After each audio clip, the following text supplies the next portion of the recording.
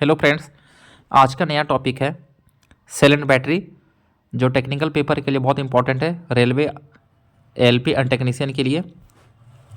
तो वीडियो को शुरू करते हैं। सबसे पहले देखना है कि इसमें जो होते हैं सेल एंड बैटरी में विद्युत अपघटय क्या होता है। तो विद्युत अपघटय जिसको बोलते हैं इलेक्ट्रोलाइट, वैसा विलयन जिसमें विद्युत धारा प्रवाहित हो सकती है उसको बोलते हैं वैद्युत अपघटय। वैसा विलयन यानी कि विलयन जो लिक्विड फॉर्म में रहता है जिसमें करंट पास हो उसको हम बोलते हैं विद्युत अपघटय।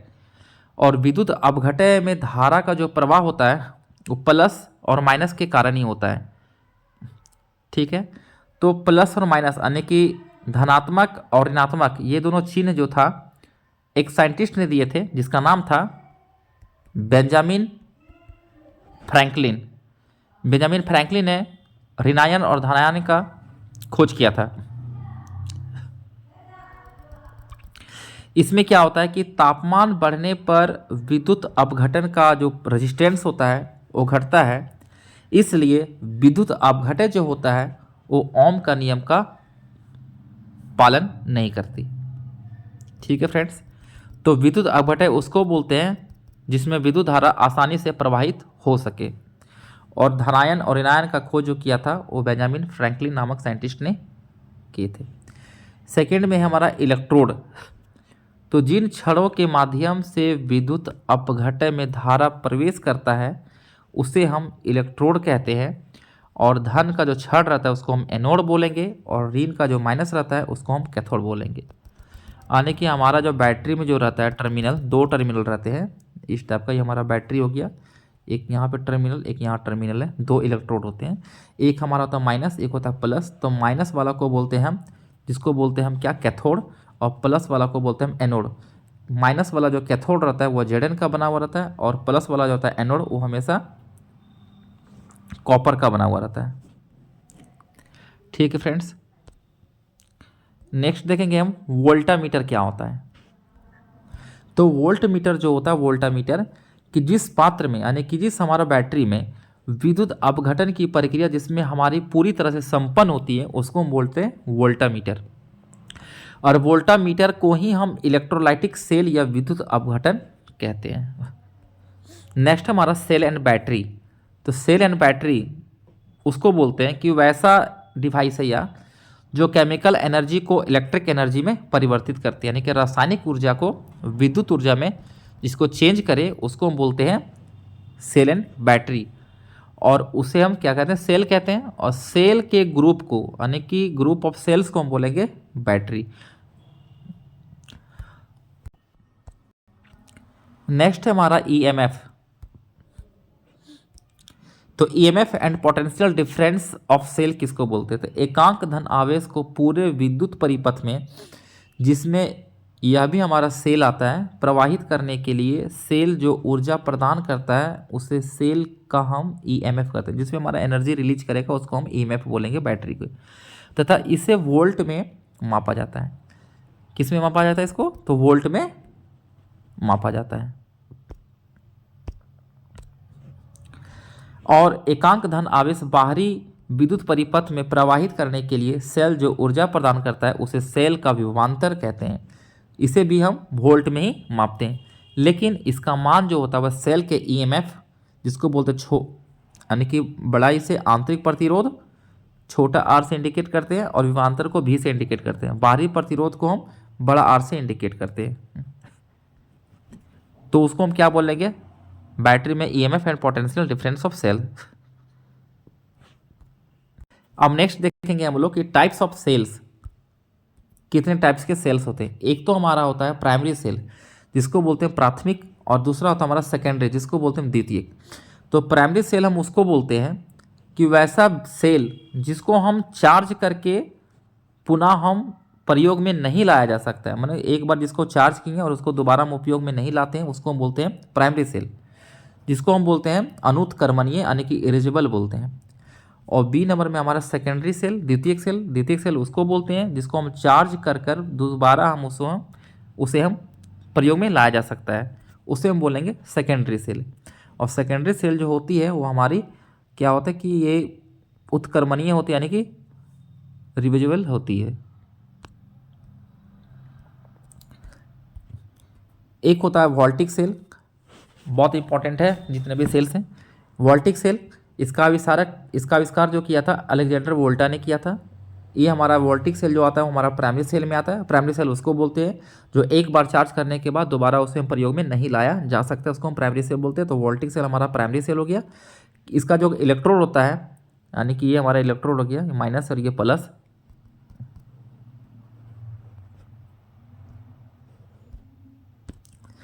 कैथोड जो होता है वो हमेशा जेड का बना होता है, जी माइनस हो जाता है कैथोड का। और एनोड जो होता है, ये जो होता है एनोड हमारा कॉपर का बना हुआ होता है। इलेक्ट्रोलाइट के रूप में जो हमारा होता है विलियन जो होता है उसमें इसमें हमारा होता है H2SO4। और इसका EMF जो होता है वो 1.08 होता है। बहुत इंपॉर्टेंट है, याद रखेंगे कि 1.08 होता है वोल्टिक सेल का। और डिपोलाइजर इसको विध्रुवा के रूप में कुछ भी नहीं होता है, इसका यूज भी कहीं भी काम में नहीं आता है। नेक्स्ट देखेंगे हमारा लेक्लांसे सेल। तो लेक्लांसे सेल जो होता है वह भी हमारा प्राइमरी सेल है। इसका आंतरिक रेजिस्टेंस जो होता है वह 1 से 5 ओम तक होता है, बहुत इंपॉर्टेंट है।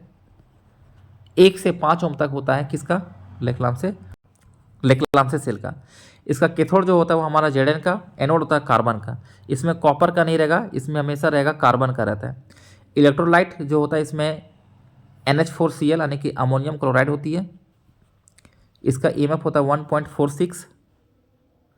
डिपोलाइजर के रूप में जो होता है वह MnO2 मैंगनीज डाइऑक्साइड होता है। इसका यूज वहीं पे होता है जहाँ पर रुक रुक कर विद्युत की आपूर्ति होती है। तो जहाँ पर रुक रुक कर विद्युत की आपूर्ति होती है वहाँ पे हमेशा लेक्लांसे सेल का यूज करते हैं। जैसे कि हमारा टेलीफोन के घंटी में और विद्युत घंटी में लेक्लांसे सेल का यूज होता है। नेक्स्ट है हमारा डेनियल सेल। डेनियल सेल जो होता है वह हमारा प्राइमरी सेल है। यह भी हमारा क्या है? प्राइमरी सेल है। कैथोड के रूप में हमारा होता है जेडन और एनोड के रूप में हमारा होता है कॉपर। इलेक्ट्रोलाइट के रूप में हमारा होता है कॉपर सल्फेट का घोल यानी कि CuSO4 होता है। इसका जो EMF होता है वो हमारा 1.1 वोल्ट होता है, 1.1 वोल्ट। डिपोलाइजर के रूप में हमारा होता है कॉपर सल्फेट का दाना विध्रुवक के रूप में। इसका यूज वहाँ करते हैं जहाँ पे कांस्टेंट वोल्टेज यानी कि प्रयोगशाला में करते हैं जहाँ पे स्थिर वोल्टेज के लिए प्रदान किया जाता है। ठीक है फ्रेंड्स, तो डेनियल सेल जो प्राइमरी सेल होती है, कैथोड जो होता है हमारा जेडन का होता है, एनोड कॉपर का होता है। इलेक्ट्रोलाइट के रूप में हम लोग कॉपर सल्फेट का घोल करते हैं। डिपोलाइजर के रूप में हम लोग कॉपर सल्फेट का दाना यूज करते हैं और प्रयोगशाला में स्थिर वोल्टेज प्रदान करने के लिए इसका उपयोग होता है डेनियल सेल का। ठीक है, नेक्स्ट हमारा ड्राई सेल। तो जो ड्राई सेल होता है, ड्राई सेल जो होता है वो हमारा एक प्रकार का सूखा सेल है। यह भी हमारा एक प्राइमरी सेल है, प्राथमिक सेल है, जिसको हम एक बार चार्ज करने के बाद दोबारा हम यूज में नहीं लाया जा सकता है। इसका कैथोड जो होता है इलेक्ट्रोड वह जेडन का होता है, एनोड होता है कार्बन का।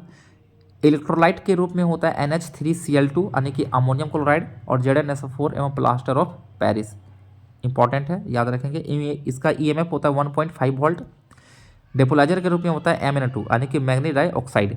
इसका यूज हम लोग करते हैं टॉर्च में और रेडियो ETC में। तो ड्राई सेल का यूज हम लोग करते हैं टॉर्च में और रेडियो में। नेक्स्ट हम लोग देखेंगे मरकरी सेल। मरकरी सेल एक प्रकार का हम लोग बटम सेल बोलते हैं, यानी बटम टाइप का जो होता है छोटा छोटा, उसको बोलते हैं बटम सेल। और बटम सेल को हम लोग बोलते हैं मरकरी सेल। इसका जो कैथोड होता है वो हमारा जेडन पाउडर के रूप में होता है। एनोड जो होता है वो हमारा निकेल आलेपित स्टील का प्लेट पर मरकरी ऑक्साइड का चूर्ण होता है। इलेक्ट्रोलाइट पोटेशियम हाइड्रोक्साइड का घोल होता है। इसका EMF 1.35 वोल्ट होता है। डिपोलाइजर के रूप में मरकरिक ऑक्साइड का पाउडर। इसका यूज होता है रिस्ट वॉच में, यानी कि जिसको बोलते हैं कलाई घड़ी और कैलकुलेटर, जहाँ पे छोटे छोटे बटन के रूप में सेल होता है उसको हम बोलते हैं मरकरी सेल, और हमारा रिस्ट वॉच और कैलकुलेटर में यूज होता है। ठीक है फ्रेंड्स, आप लोग देखेंगे प्राथमिक सेल में दोष क्या क्या होता है। ठीक है, तो सबसे पहले होता है लोकल एक्शन, जिसको बोलते हैं स्थानीय क्रिया। तो जब जेडन रड पर, यानी कि जेडन के इस प्रकार का हमारा इलेक्ट्रोड होता है माइनस और प्लस का, तो जेडन यानी कि माइनस वाला जिसमें जो इलेक्ट्रोड होता है उसमें क्या होता है कि अशुद्धियों के रूप में कार्बन के कण होते हैं जो विद्युत अपघटय के संपर्क में आकर जस्ता छड़ के निकट छोटे छोटे सेल्स का निर्माण करते हैं, जिससे क्या होता है कि रासायनिक ऊर्जा क्या हो जाती है, हमारा व्यर्थ हो जाती है, यानी खराब हो जाती है। और इस दोष को लोकल एक्शन कहते हैं। इसके निवारण के लिए जेडेन के ऊपर यानी कि जस्ता इलेक्ट्रोड के ऊपर पारा का पतला परत चढ़ाया जाता है, जिसे अमलगमेशन कहते हैं, और पारा की परत जेडेन को अपघटय के संपर्क में आने देता है, लेकिन कार्बन कणों को नहीं। ठीक है फ्रेंड्स, तो इसको हम बोलते हैं लोकल एक्शन। अब हम लोग देखेंगे पोलराइजेशन किसको बोलते हैं, ध्रुवन।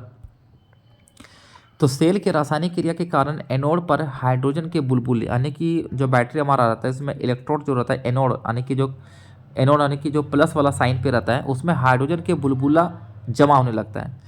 तो एनोड पर हाइड्रोजन का बुलबुला जमा हो जाना पोलराइजेशन कहलाता है बैटरी में, जिससे सेल का ईएमएफ हमारा क्या हो जाता है, तेज़ी से घटने लगता है और सेल जो होता है वह कार्य करना बंद कर देता है।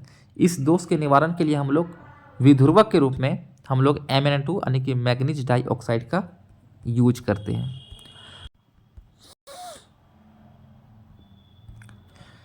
नेक्स्ट हमारा है कि parts of lead storage battery. Lead storage battery जिसको बोलते हैं सीसा संचायक बैटरी। तो सीसा संचायक बैटरी यह जो हमारा हो गया वो सेकेंडरी सेल हो गया, जिसको हम एक बार चार्ज करने के बाद दोबारा हम इसको यूज कर सकते हैं। तो सबसे पहले इसके जो पार्ट आते हैं, पहला हमारा आता है रेक्टेंगुलर कंटेनर। ये हमारा बैटरी का खोल जो बाहर में रहता है उसको बोलते हैं रेक्टेंगल कंटेनर। यह कठोर रबर एबोनाइट का बना होता है, जो बाहर में जो रहता है इसका उसको एबोनाइट का यानी एबोनाइट का ये एक आयताकार पात्र होता है, जिसमें प्लेट तथा इलेक्ट्रोलाइट रहता है। उसमें हमारा प्लेट भी रहता है और इलेक्ट्रोलाइट रहता है, और उस पात्र में कुछ उठे हुए भाग होते हैं, उसे हम क्या कहते हैं, रिब कहते हैं। और इस रिब पर प्लेट टिका हुआ रहता है, यानी कि उसी रिब पर हमारा प्लेट फिट हुआ रहता है। इन उठे भागों के बीच में एक गड्ढानुमा रचना होती है, उसमें गड्ढानुमा रचना बन जाता है, जिससे प्लेट का पदार्थ झड़कर क्या होता है कि वहीं पे हमारा जमा हो जाता है एक जगह में। तो ये हमारा रेक्टेंगुलर का कंटेनर या एबोनाइट रबर का बना हुआ होता है, तो उसी पे हमारा प्लेट लगे हुए रिब लगा हुआ था, रिब के ऊपर हमारा प्लेट टिका हुआ रहता है, और जितने भी जो प्लेट का जो पदार्थ झड़कर होता है वहीं पे हमारा क्या होता है, जमा हो जाता है। नेक्स्ट हमारा है प्लेट्स। यह जो होती है यह सीसा धातु का बना जालीदार प्लेट होता है, जिसमें रेड लेड यानी कि लाल सीसा Pb3O4 का पेस्ट भरा जाता है, और दोनों पॉजिटिव और नेगेटिव इसी प्रकार से बनाए जाते हैं। पॉजिटिव प्लेट दोनों तरफ से कार्य कर सके, इसलिए नेगेटिव प्लेट की संख्या पॉजिटिव प्लेट से अधिक रखी जाती है। नेक्स्ट हमारा है इलेक्ट्रोलाइट्स।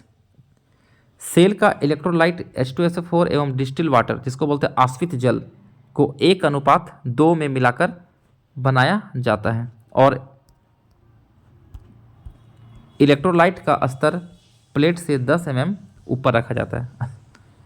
नेक्स्ट हमारा सेपरेटर या पॉजिटिव या नेगेटिव प्लेट को अलग रखने के लिए उनके मध्य लगाया जाता है, ताकि दोनों में थोड़ा सा गैप रहे।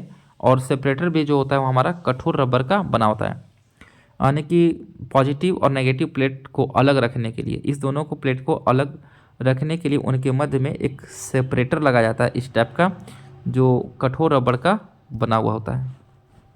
नेक्स्ट हमारा है सेल कवर, यानी कि इस प्रकार का हमारा सेल है जो ऊपर से जो कवर लगा रहता है ढकने के लिए। सेल के ऊपर की ओर कठोर रबर का कवर लगाया जाता है, जो इलेक्ट्रोलाइट और प्लेट को बाहर निकलने नहीं देता है तथा वातावरण के प्रभाव से भी इसको बचाता है। इस कवर पर क्या होता है कि वेंट प्लग और टर्मिनल ETC होते हैं। ये हमारा वेंट प्लग हो गया, और हमारा टर्मिनल दो जो नेगेटिव पॉजिटिव होते हैं टर्मिनल। वेंट प्लग को खोलकर ही चेक किया जाता है कि हमारे बैटरी में जो है उस पानी का स्तर कितना है। प्लेट कनेक्टर क्या होता है, यह सीसा धातु का छड़ होता है जो पॉजिटिव और नेगेटिव प्लेटों को अलग अलग कनेक्ट करता है। नेक्स्ट हमारा वेंट प्लग, यह प्लग सेल कवर पर ऊपर लगा होता है, और इस प्लग से इलेक्ट्रोलाइट को निकाला या डाला जाता है चार्जिंग की प्रक्रिया के दौरान मुक्त जैसे भी इसी वेंट प्लग से बाहर निकलती है। अगला है हमारा सेल कनेक्टर। यह भी सीसा धातु का बना होता है जिसका कार्य बैटरी को बनाने के लिए सेल को आपस में जोड़ता है। नेक्स्ट हमारा है सीलिंग कंपाउंड। यह कंपाउंड जो होती है वो कंटेनर के साथ कवर को सील करने के लिए प्रयोग होता है, जिसको हम सीलिंग कंपाउंड कहते हैं। यह प्रायः जो होता है वो बिटुमिन का बना हुआ होता है। ठीक है फ्रेंड्स, तो सेल एंड बैटरी के बारे में बहुत इंपॉर्टेंट थ्योरी है। इसके बाद पार्ट 2 वीडियो लेकर आते हैं। थैंक्स।